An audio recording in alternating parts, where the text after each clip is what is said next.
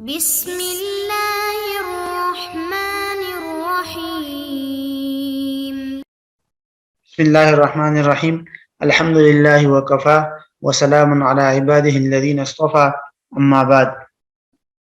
محترم ناظرین، ہم نے جو سلسلہ شروع کیا تھا دروس فقہ المعاملات المالیہ کا، اس کے 10 جو بڑے موضوعات ہم نے سامنے رکھے تھے، ان میں سے پہلا موضوع ہم نے شروع کیا تھا بیوع یعنی خرید و فروخت کے اصول اور احکام۔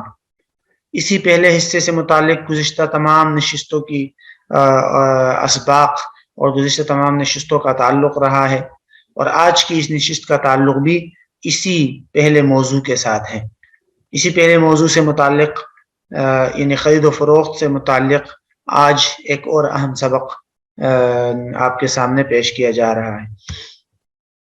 آج ہماری جو نشست ہے یہ نشست نمبر 22 ہے، اور آج کی نشست میں ہم خرید و فروخت کی ایک اہم قسم ہے بیع المؤجل، اس کی تفصیلات کا خلاصہ اور بنیادی نکات اور اصول آپ کے سامنے پیش کریں گے۔ بیع المؤجل کی جتنی بھی تفصیلات ہے اور اس کے جو مباحث ہے، اس کو آسانی کے لیے ہم جو ہے بنیادی طور پر 3-4 نکات میں تقسیم کریں گے۔ 4 ایسے بنیادی نکات ہوں گے جو آپ کے سامنے پیش کریں گے۔ ان میں سے جو پہلا بنیادی نکتہ ہے وہ ہے بیع المؤجل کی تعریف، کہ بیع المؤجل کس کو کہتے ہیں۔ بیع المؤجل کا دوسرا نام جو ہے وہ بیع بالنسیہ ہے، اور اس کو بیع مؤجل الثمن بھی کہتے ہیں اور بیع بالنسیہ بھی کہتے ہیں۔ یہ اس کے بعض فقہی کتابوں میں اس کے 2 مزید نام یہ ہیں۔ آسان اردو میں اگر اس کی تعریف کی جائے تو اس کا مطلب ہوتا ہے ادار خرید و فروخت، یعنی کوئی ایسا معاملہ، خرید و فروخت کا کوئی ایسا معاملہ جس میں ادار چیز خریدی جاتی ہے اور قیمت کی ادائیگی کو مستقبل کی کسی متعین تاریخ میں ادا کرنے کی شرط لگائی جاتی ہے کہ بھئی قیمت جو ہے وہ 1 ہفتے بعد یا فلاں تاریخ کو ادا کی جائے گی۔ یہ ہے بیع المؤجل۔ عربی میں اس کی تعریف یوں کی جا سکتی ہے کہ بیع مؤجل کون سی بیع ہے؟ ما یشترط فیہ تأجیل الثمن۔ بیع المؤجل جو ہے یہ خرید و فروخت کا ایسا معاملہ ہے جس میں قیمت کو ادار رکھنے کی باقاعدہ شرط رکھی گئی ہو، قیمت کو مؤخر کرنے کی باقاعدہ شرط لگائی جائے۔ خریدار خریدتے ہوئے باقاعدہ یہ وضاحت کر دے کہ قیمت جو ہے وہ آپ کو فلاں تاریخ کو ادا کی جائے گی، اور فروخت کنندہ اس بات کو قبول کر لے، تو ایسی صورت میں اس کو کہتے ہیں بیع المؤجل۔ مؤجل اس میں مفعول ہے اور تأجیل اس کا مصدر آتا ہے۔ تأجیل کا مطلب ہوتا ہے مؤخر کرنا۔ اسی میں ایک قسم اور بھی آتی ہے بیع بالتقسیط، جس کو کہتے ہیں قسطوں پر خرید و فروخت، لیکن اس کی تفصیلات آگے انشاءاللہ ہم ایک مستقل قسم کے اندر الگ سے کریں گے۔ تو یہ پہلا پوائنٹ تھا۔ مزید جو تیسرے 3 پوائنٹ ہے ان میں سے دوسرا پوائنٹ یہ ہے کہ اہم شرائط اور احکام، یعنی بیع المؤجل کی چند اہم شرائط اور اس سے متعلق چند احکام۔ 3-4 ایسی باتیں ہیں جس کا تعلق بیع المؤجل کے ساتھ ہے، فقہاء اس کا تذکرہ کرتے ہیں، تو آسان الفاظ میں اس کو بھی سمجھنا ضروری ہے۔ پہلی بات تو یہ کہ قیمت جس دن ادا کی جائے گی اس دن کا متعین اور معلوم ہونا ضروری ہے، یعنی یہ ضروری ہے کہ قیمت جو ہے وہ کون سے دن، یہ بات متعین کر دی جائے، کنفرم طور پر بتا دی جائے کہ قیمت جو ہے وہ کون سے دن ادا کی جائے گی۔ اگر قیمت کی ادائیگی کا وقت اور دن جو ہے وہ اس طور پہ معلوم نہ ہو کہ بھئی اس میں جھگڑے کا اندیشہ ہو، تو یہ پھر جائز نہیں ہے، اس کی وجہ سے معاملہ شرعاً فاسد ہو جاتا ہے۔ دوسری بنیادی شرط یا دوسرا جو اہم حکم ہے وہ یہ کہ اگر قیمت ساری کی ساری کسی ایک تاریخ میں دینا طے نہ ہو، بلکہ قسطوں کی شکل میں طے ہو جائے کہ بھئی آپ کو ماہانہ یا اتنے دنوں بعد جو ہے وہ اتنی مقدار میں قسط ادا کی جائے گی، قسطوں پر معاملہ ہو، تو پھر ایسی صورت میں ہر قسط کی مقدار بھی ضروری ہے، اور کس تاریخ کو قسط ادا کی جائے گی وہ تاریخ بھی بتانا ضروری ہے کہ بھئی ہر یکم کو اتنی مقدار میں قسط ادا کی جائے گی. تو یہ بات بھی ضروری ہے تاکہ اجل اور ٹائم جو ہے وہ معلوم ہو جائے متعین طور پہ. تیسری بنیادی شرط جو ہے وہ ہے کہ بنیادی شرط تو نہیں لیکن اس کا تعلق حکم کے ساتھ ہے. یہ ایک اہم حکم ہے بیع المؤجل کا کہ خرید و فروخت کا معاملہ جب ادار ہو بیع المؤجل ہو تو ایسی صورت میں تاخیر سے اور بعد میں یعنی جو ٹائم مؤخر ٹائم رکھا گیا ہے اور تو اس ٹائم میں قیمت کی ادائیگی کرنا یہ خریدار کا حق ہے. یہی وجہ ہے کہ فروخت کنندہ اس ٹائم سے پہلے خریدار سے رقم کا مطالبہ نہیں کر سکتا. اگر وہ مطالبہ کرے تو خریدار اس کو یہ کہہ سکتا ہے کہ بھئی ہم نے تو چیز خریدی تھی اس کے لیے جو ایک خاص ٹائم مقرر کیا تھا وہ ٹائم نہیں آیا, جب تک ٹائم نہیں آتا مجھے یہ حق ہے کہ میں ادائیگی نہ کروں. تو یہ بھی ایک اہم حکم ہے. چوتھا اور آخری حکم یہ ہے کہ فروخت کنندہ اور بیچنے والا اگر کوئی چیز ادار فروخت کر دے تو پھر اس کو یہ حق حاصل نہیں ہوتا کہ وہ قیمت کی وصولی کے لیے چیز کو اپنے پاس روکے رکھ لے. آسان الفاظ میں اس کو یوں کہہ سکتے ہیں کہ فروخت کنندہ یعنی بائع کو بیع المؤجل میں حبس المبیع لاستیفاء الثمن یہ حق حاصل نہیں ہوگا.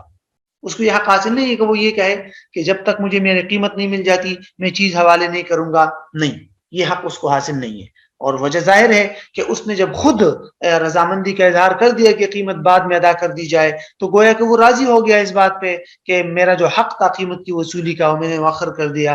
تو جب اس نے اپنا حق مؤخر کر لیا اب وہ اس حق کو استعمال کرتے ہوئے مبیع کو اپنے پاس روک نہیں سکتا کہ بھئی جب تک قیمت نہیں دو گے تو میں مبیع حوالے نہیں کروں گا. نہیں, یہ درست نہیں ہے.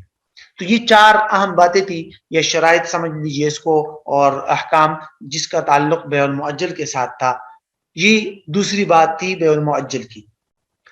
تیسری بات بیع المؤجل سے متعلق یہ ہے جس کو بیع الکالئ بالکالئ کہتے ہیں. چونکہ اس میں بھی چونکہ ادار کا ایک معاملہ ہے تو اس لیے بیع المؤجل کے تحت اس کو بھی تھوڑا سا سمجھنا ضروری ہے. یہ ایک اہم اصطلاح ہے, بیع الکالئ بالکالئ بھی کہتے ہیں اور اس کو بیع الدین بالدین بھی کہتے ہیں. بنیادی طور پر آسان الفاظ میں اس کا مطلب ہوتا ہے کہ دونوں طرف کی چیز کو ادار رکھنا. یعنی خرید و فروخت کا کوئی ایسا معاملہ ہو جائے کہ جانبین سے دونوں جانب کی چیز کی حوالے کرنے کے لیے کوئی بات کا ٹائم مقرر کر لیا جائے. مثال کے طور پر زید نے عمر سے 1000 روپے کی گندم خریدی اور دونوں نے یہ شرط لگا لی کہ بھئی قیمت بھی ایک ماہ بعد ادا کی جائے گی اور گندم بھی ایک ماہ بعد ادا کی جائے یعنی حوالے کی جائے گی. دونوں طرف سے کی چیز کو ادار رکھا گیا. تو یہ شرعاً جائز نہیں ہے اور اس کی ممانعت پر واضح احادیث موجود ہے, لہٰذا یہ صورت شریعت میں جائز نہیں ہے. جو بیع المؤجل شریعت میں جائز ہے وہ یہ ہے کہ قیمت آپ ادار رکھیں اور چیز وصول کر لے, چیز لے لے فی الفور, تو ٹھیک ہے, یہ بیع المؤجل ہے. دونوں طرف کی چیز اگر ادار ہو تو یہ بیع الدین بالدین ہے اور یہ شرعاً جائز نہیں ہے. اب یہ تیسری بات تھی. چوتھی بات اور آخری بات بیع المؤجل سے متعلق وہ یہ ہے کہ ادار کی وجہ سے قیمت میں اضافہ کرنا. بڑا ایک اہم سوال ہے یہاں کہ عمومی طور پر بازاروں میں اس طرح ہوتا ہے کہ جو لوگ نقد پر چیز بیچتے ہیں تو کم قیمت میں بیچتے ہیں, وہی چیز جب وہ ادار بیچتے ہیں تو زیادہ قیمت میں بیچتے ہیں, مہنگا بیچتے ہیں. تو کیا یہ شرعاً جائز ہے یا ہم یہ کہہ سکتے ہیں کہ بھئی یہ جو اضافی رقم یہ لے رہے ہیں یہ ٹائم کے بدلے میں لے رہے ہیں تو اس لیے یہ جائز نہیں ہے. ایک فریج ہے وہ اگر آپ نقد خریدنا چاہے تو 40,000 کا ملتا ہے, ادار خریدنا چاہے تو 50-55,000 کا ملتا ہے 2 مہینے کے ادار پر. تو کیا ہم یہ کہہ سکتے ہیں کہ 40,000 روپے جو ہے یہ تو فریج کی قیمت ہے اور باقی جو 15 یا 10,000 ہے یہ 2 مہینے کے بدلے میں, لہٰذا یہ سود ہے, جائز نہیں ہے اضافہ. کچھ لوگوں کو یہ شبہ ہوتا ہے اور وہ یہ کہتے ہیں کہ ادار کی وجہ سے قیمت میں اضافہ کرنا درست نہیں ہے, لیکن یہ بات درست نہیں, یہ غلط ہے. بلکہ ادار کی وجہ سے قیمت میں اضافہ کرنا جائز ہے. اس پر تقریباً تمام فقہا کا اتفاق ہے کہ نقد چیز کو کم قیمت پر بیچنا اور ادار کی وجہ سے چیز کو مہنگا کر کے بیچنا, اس پر تمام علماء کا اتفاق ہے کہ یہ جائز ہے. وجہ ظاہر ہے ہر چیز کے مہنگے ہونے کے مختلف اسباب ہوتے ہیں, ان میں سے ایک سبب ادار بھی ہے.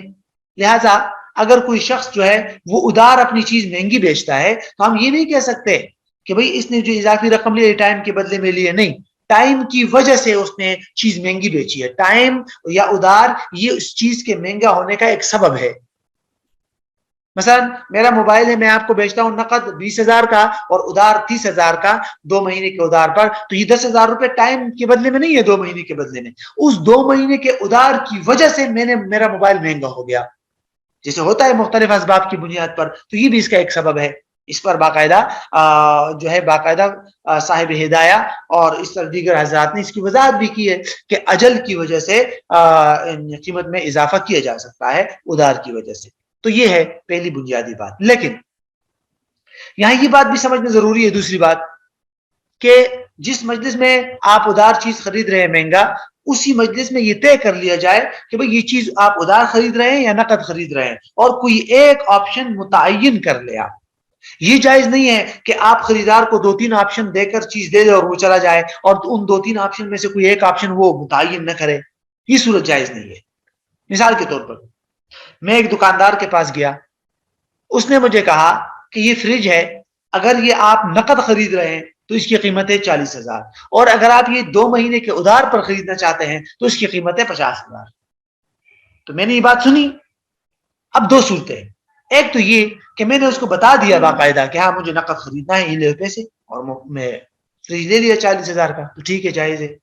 یہ بھی جائز ہے کہ میں اس کو کہتا ہوں کہ ٹھیک ہے میں 2 مہینے بعد پیسے دوں گا، چلو فریج دے دیجئے، اور میں نے 50,000 کا فریج اٹھا کے لے آیا، یعنی دوسرا آپشن میں نے سلیکٹ کر دیا اور میں نے ادھار خرید لیا، یہ بھی جائز ہے، کیونکہ اس نے میرے سامنے جو 2 آپشن رکھے تھے نقد اور ادھار کا، اس میں نے ایک آپشن چوز کر لیا، منتخب کر لیا۔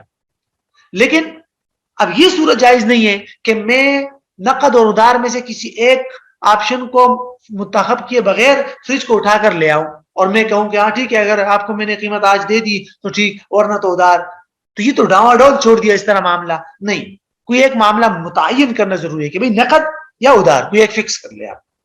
اسی طرح کچھ لوگ اس طرح کرتے ہیں کہ وہ کہتے ہیں کہ نقد قیمت ہے 40,000، 1 مہینے کے ادھار پر 50,000، 2 مہینے کے ادھار پر 60,000، 3 مہینے کے ادھار پر 70,000، اور فروخت خریدار جو کہتے ہیں ٹھیک ہے میں ادھار لے کے جا رہا ہوں، اگر میں نے 1 مہینے میں قیمت دے دی تو 50,000 دے دوں گا، 2 مہینے میں دے دی تو 60,000 دے دوں گا، 3 مہینے میں دے دی تو 70,000 دے دوں گا، کسی ایک کو متعین نہیں کیا اور اٹھا کے چلا جائے، یہ صورت بھی جائز نہیں ہے، کیونکہ 50، 60، 70,000، 1 مہینہ، 2 مہینہ، 3 مہینہ والا کوئی ایک صورت متعین نہیں ہے۔ ہاں دکاندار نے یہ سارے آپشن سامنے رکھ کے خریدار نے کہا 60,000 والا اور 2 مہینے کے ادھار پہ لے جا رہا ہوں، تو پھر ٹھیک ہے، 70,000 والا 3 مہینے کے ادھار پہ لے جا رہا ہوں، پھر ٹھیک ہے۔ لیکن اس طرح ڈاواں ڈول چھوڑ کے چلا جانا کہ ہاں ٹھیک ہے اگر 1 مہینے بعد دے دیا تو ٹھیک ہے 50,000 دے دوں گا، 2 مہینے بعد دے دیا تو 60,000 دے دوں گا، نہیں، یہ صورت جائز نہیں ہے۔ تو یہ بیع المؤجل کی تفصیلات کا خلاصہ تھا جو کہ آپ کے سامنے آ گیا مکمل۔